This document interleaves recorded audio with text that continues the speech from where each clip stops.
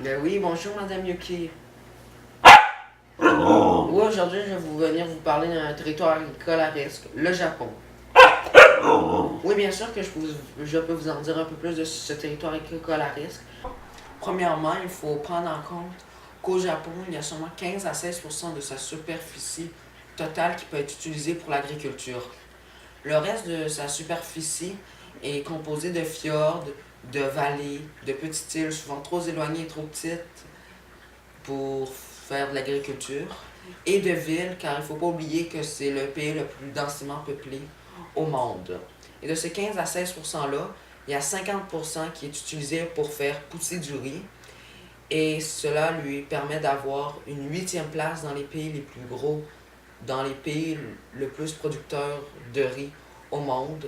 Et grâce à cette production, arrive à subvenir à 96% de ses besoins annuels en riz.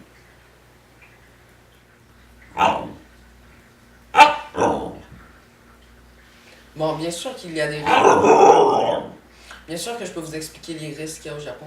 Premièrement, il y a les risques principaux, soit les tsunamis, les ouragans, les éruptions volcaniques et les séismes. C'est les catastrophes qui font le plus de dégâts au Japon. Deuxièmement, il y a les risques secondaires. Ce sont des risques qui font un peu moins de dégâts, tels les glissements de terrain ou l'épuisement des eaux dans le sol. Et finalement, il y a la monoculture du riz qui, elle, ne va pas faire de dégâts directement au champ, mais va nuire à la production de riz.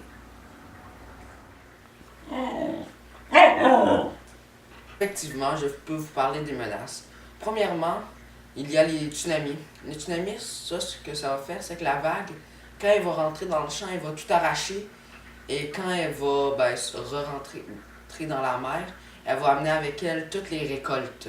Et en plus, elle va laisser derrière elle énormément de sel dessus le champ, ce qui va faire en sorte que durant les prochaines années, si on ne fait pas de procédure de désalinisation, il ne va pas pouvoir avoir de repousse qui va pouvoir se faire. Deuxièmement, il y a les séismes. Les séismes, ça, ce que ça va faire, c'est que ça va démolir les bâtiments, les réserves, les entrepôts de graines et les entrepôts de riz. Et ça va aussi démolir les fermes ainsi que les tracteurs et les machines utilisées dans l'agriculture. Troisièmement, il y a aussi les ouragans. Les ouragans, ça, ce que ça va faire, c'est que ça va venir arracher, grâce au vent violent, ça va venir arracher toutes les récoltes, ça va venir endommager aussi tous les bâtiments et ça va aussi faire des glissements de terrain. Quatrièmement, il y a aussi des éruptions volcaniques. Les éruptions volcaniques, ça, ce que ça va faire, ça va seulement démolir les champs qui sont proches, mais ça va vraiment les ravager, quoi. Premièrement, il va y avoir des nuages de cendres qui vont venir, des pluies de cendres qui vont venir dans le champ, et ça va se mettre à tout brûler le champ ainsi que les bâtiments. Des fois, il peut même avoir des coulées de lave qui peut démolir les champs ainsi que les bâtiments. Et souvent, après une éruption, le terrain on va pas avoir le droit d'aller sur ce terrain-là avant plusieurs années avant que le volcan devienne plus sécuritaire. Cinquièmement, il y a aussi la surexploitation de l'eau des nappes phréatiques. Ça, ce que ça fait, c'est que c'est dans les endroits là où on fait pousser énormément de riz, alors qu'on fait de la monoculture du riz, mais il va y avoir énormément d'eau puisée dans le sol, ce qui va avantager les glissements de terrain, la perte de terre, et on va ainsi perdre la rentabilisation de notre terre. Et finalement, il y a aussi la monoculture du riz qui va venir appauvrir les sols et qui va venir puiser énormément d'eau de la nappe phréatique, comme on vient juste de le dire.